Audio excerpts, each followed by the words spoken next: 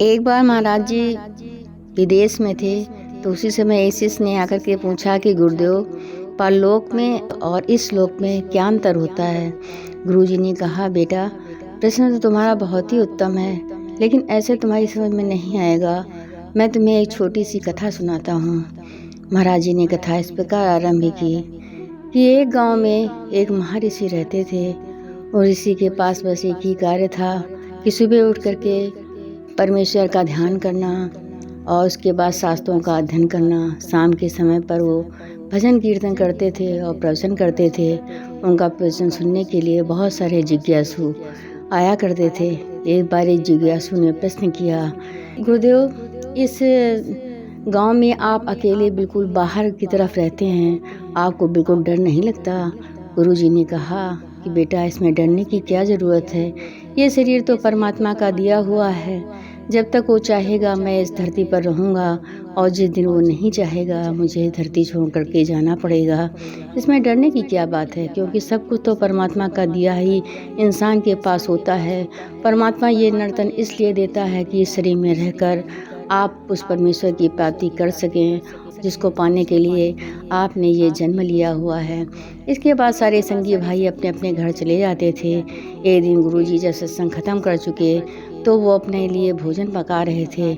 जब भोजन बना करके वो तैयार कर चुके, जैसे ही उन्होंने थाली परोसी, एक व्यक्ति आया और कहा, गुरुजी, मैं बहुत ही भूखा हूँ, बहुत ही भूखा हूँ।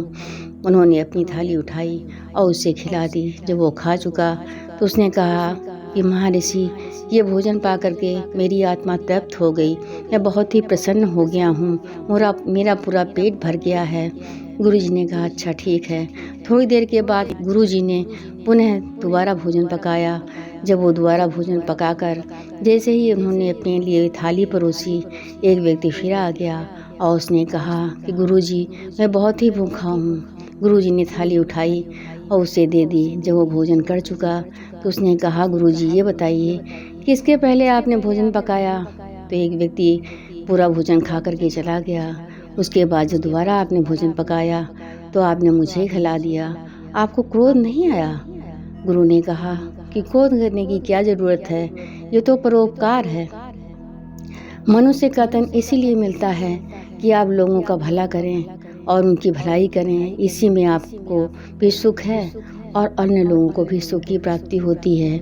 इतने में ही वो जो व्यक्ति था वो देवदूत के रूप में आ जाता है और कहता है कि हे महर्षि, हे गुरुदेव, मैं तुमको यहाँ से लेने के लिए आया हूँ।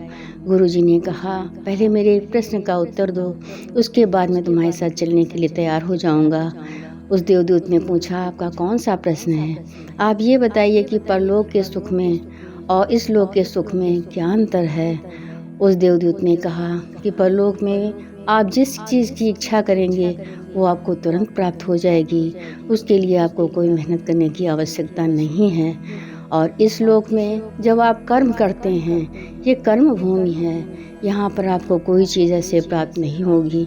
जब आप कर्म करते हैं तभी भोजन बनाते हैं तो आप भोजन खाते हैं, और जब आप बिस्तर बिछाते हैं तभी आप सोते हैं। ऐसे आपको कोई वस्तु नहीं मिल पाती है।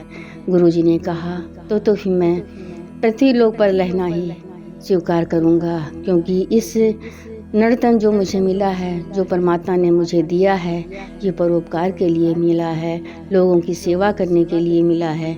इसीलिए तो परमात्मा मनुष्य को नर्तन धारण करके धरती पर भेजता है, क्योंकि जैसा कि कहा गया है कि वृक्ष कबहु नहीं फल बखे, नदी न पीवे नीर, परमारथ के कारण संतन धर्यो शरीर, संतन धर्यो शरीर। कि जिस तरह से कि वृक्ष परोपकार करता है, अपने फल को स्वयं नहीं खाता, नदी परोपकार करती है, अपने पानी को स्वयं नहीं पीती, इसी तरह से संतों का भी जन्म परोपकार के लिए होता है। जीवों को परमात्मा की कड़ी से जोड़ना, उनकी सेवा करना और भक्ति भाव की ओर उन्हें अग्रसित करना, यही संत का कर्तव्य होता है। देवदूत रूपधारी जो व्यक्ति था वो तुरंत अपने असली रूप में आ जाते हैं। वो कोई और नहीं, भगवान विष्णु थे। भगवान विष्णु ने कहा कि हे महर्षि, हे गुरुदेव, आपके इन शब्दों को सुन करके मैं अत्यधिक प्रसन्न हूँ। इस धरती पर रह करके आप जो भी कार्य करेंगे, जिस चीज़ की भी इच्छा करेंगे, तो आपकी वो इच्छा ज़रूर पूरी होगी। संत ने कहा, हे विष्णु भगवान, आपने मुझे दर्शन देकर मेरे ऊपर अत्यधिक कृपा की है, क्योंकि ये नर्तन मुझे कर्म करने के लिए मिला है। मैं ऐसा कर्म करूँगा जिसके द्वारा मैं स्वयं स्वर्ग का अधिकारी बनूँ। तब तक मैं इसी धरती पर रहूँगा। इसके बाद भगवान विष्णु ने आशीर्वाद दिया, तथास्तु कहकर वहाँ से चले जाते हैं। इसके बाद इसी ने फिर इसी तरह से भक्ति करना, परमात्मा से प्रेम करना और जीवों का उद्धार करने का कार्य आरंभ कर दिया।